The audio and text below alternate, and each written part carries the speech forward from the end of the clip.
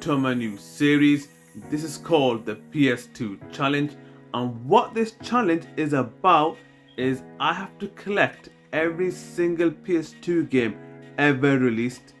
That means games from North America, games from Europe, as well as Japan. The reason why I am doing this challenge is because I want to see what games are out there, the hidden gems and games I have possibly never seen before or even heard of. So it is going to be an exciting one as well as an expensive one. Guys, buckle up, we're going to do this.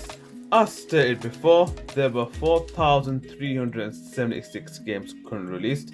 The first part of my series is I'm going to show you my current collection. So let's begin with game number 1. Starting off with game number 1, Crash Tag Team Racing, which was developed by Sierra and released back in 2005. At the time, Mario Kart craze was at its highest, but unfortunately it was only exclusive to the GameCube, so if you wanted a great alternative, Crash Tag Team Racing was the best place to go, so we're off to a great start. The next game in our collection is GTA San Andreas for the PS2. Developed by Rockstar, released all the way back in 2004. Believe it or not, in October this game will be 20 years old. And for me, this game is an absolute gem to play. If you're any PS2 collector or you're going for me for the complete collection, this game is a must-have. At the time when GTA 3 came out, it was a groundbreaking game. But Vice City took the formula from GTA 3 and tweaked it. But for me, they got the formula spot on with San Andreas. The story, the in-depth mechanics of the game, the replayability. This game had everything. It was just fun to play, the missions, the cheats. What else can I say? Absolute gem of a game. This game is number 2 in our collection. And the next game in my collection is the original Burnout, released in 2001 and developed by Acclaim. What else can I say? This is one of my favorite racing game franchises of all time. Despite being dormant nowadays, it had a rough start, but it did really well to gather a sequel, and the rest you say is history. On to the next. The next game in my collection is The Hulk, developed by Universal Interactive and released all the way back in 2003. At the time, after watching the movie, I found out that the game had a completely different story and a completely different look. Whilst the movie was more story based, the game was a bit more cartoony and cel shaded. It reminded me of Zelda the Wind Waker, but it was its own thing. And whilst playing this game, it was a huge blast to play. I remember going through each level, absolutely causing mayhem and destroying mutant dogs, mutant enemies, soldiers, the lot. It was absolutely crazy. On to the next. The next game in my collection is The Bouncer, released in 2000 and developed by Squaresoft. Where do I begin? At the time in 2000, the hype for this game was unreal. We all thought, including myself, that we were gonna get a new JRPG by Squaresoft, and Squaresoft at the time were making some great RPGs. But what we got was completely different. What we got was a brawler beat 'em up. And when I first played this game, I was gobsmacked because I'm there beating people up and they're flying like ragdolls. I always found that funny. But unfortunately, it did not do well in the market to gather a sequel. On to the next game. And that's Metal Gear Solid 2 Sons of Liberty, developed by Konami and released in 2001. What else can I say about this masterpiece? After the success of Metal Gear Solid 1 on the PlayStation, the hype for this was immense. and when it came out, it absolutely delivered. The amount of attention to detail, the graphics, my word, the realism was on another level, and it was an absolute joy to play. If you want to get into the Metal Gear Solid series or you enjoy stealth games, they did remaster this for the PS5, Xbox Series X and the Nintendo Switch. Phenomenal game. On to the next. And the next game is WWE SmackDown vs. Raw 2008, developed by THQ and released in 2007. At the time, for me personally, when I was playing wrestling games, it was at its apex. From Shut Your Mouth all the way to 2007, they could not do anything wrong. And then came this. It was a new era where they wanted to add a slow and more realism into the games. But for me, this is when I officially gave up on wrestling games, because I missed the old arcade, fast-paced wrestling games, and it wasn't the same since 2008. On to the next. And that's WWE SmackDown Here Comes the Pain, or in Japan, Exciting Pro Wrestling 5, developed by THQ and released in 2003. For me, in my opinion, I think that this is the greatest wrestling game of all time, and possibly one of the greatest PS2 games ever made. I know there are fans of No Mercy, but SmackDown Here Comes the Pain, the visuals, graphics at the time, the amount of moves you can do in this game, the legends, Times Square, oh my word, the Royal Rumble DLC. This is the first game to implement blood in the SmackDown series. It was absolute blast to play. I remember as a kid playing through season mode and unlocking everything, and the replayability was something else. Legendary game. On to the next.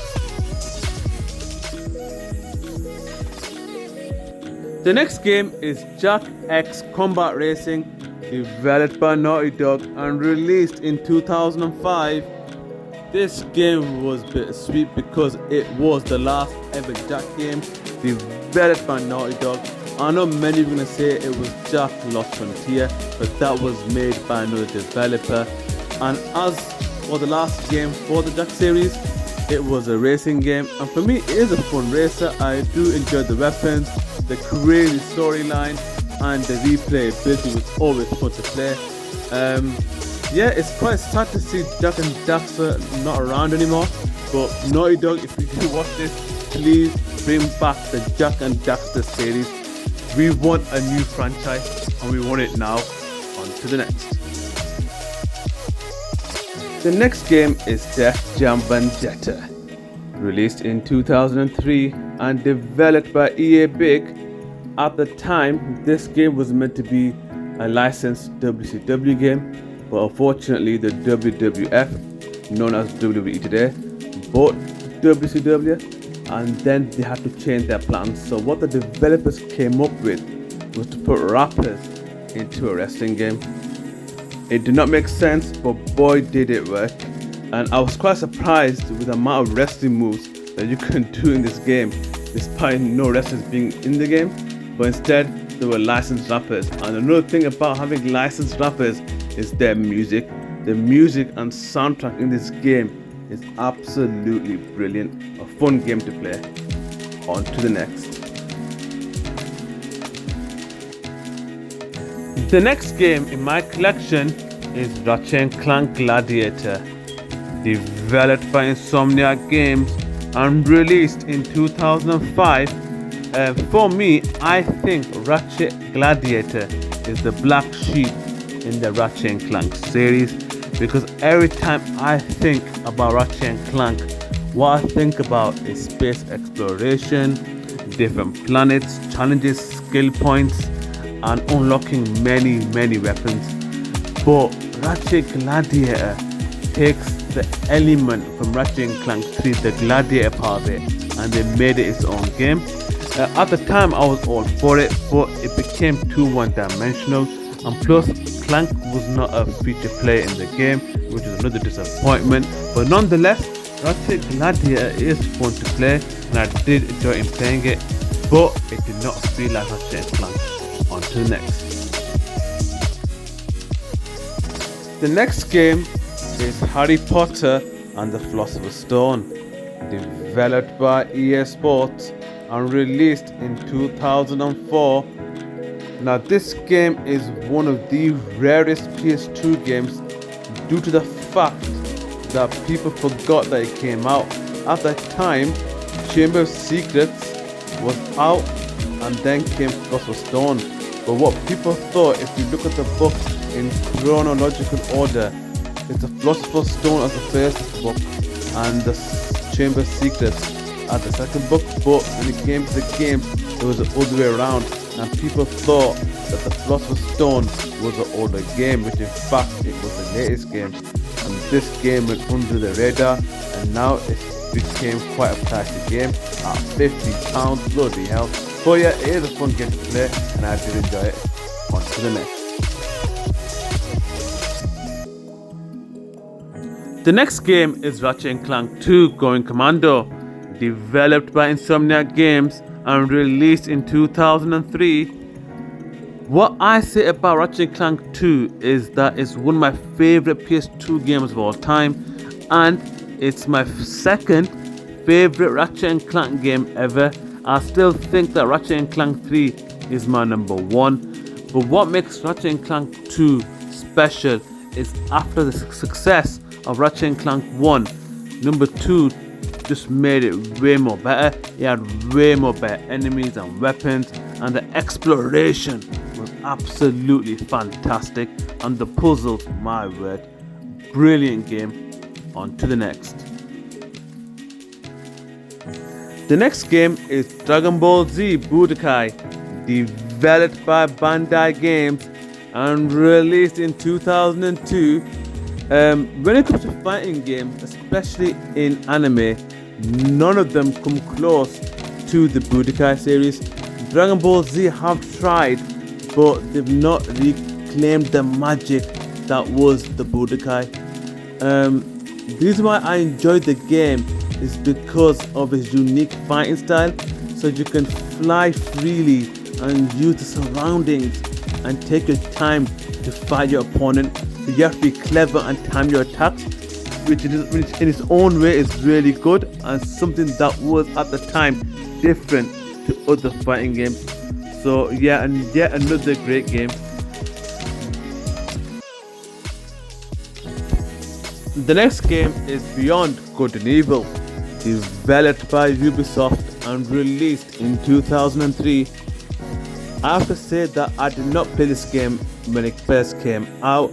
I've played a bit of it, but if you guys have any experiences or know more about this game than I do, leave it in the comments below. Have I missed out? Did I not give this game a chance when it came out? Because I've heard a lot of great things about this game, and there is a potential sequel coming out for it. So yeah, I'm all for it. But yeah, anyways guys, if you have anything to say about this game, leave it in the comments below. On to the next.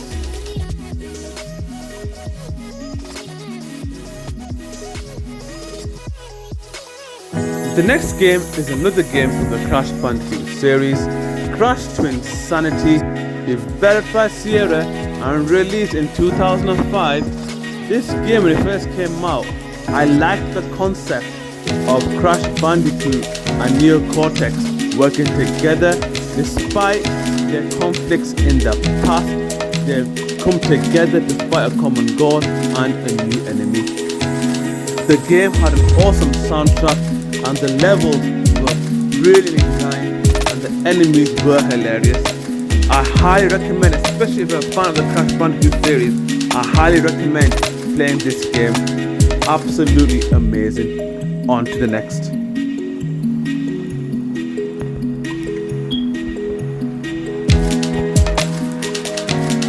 And the next game in my collection is GTA Vice City Stories, developed by Rockstar and released in 2006. At the time, it was originally a PSP game, but after its success on the PSP, where it went on to become the second highest selling PSP game, It then got ported over to the PS2, and the issue was it used the same PSP coding on the PS2, and this caused performance issues and frame rate issues. The only positive thing about the PS2 version, the lighting was a bit better, but other than that, if you want to play this game, I prefer the PSP version over the PS2 one, and that's my opinion. On to the next.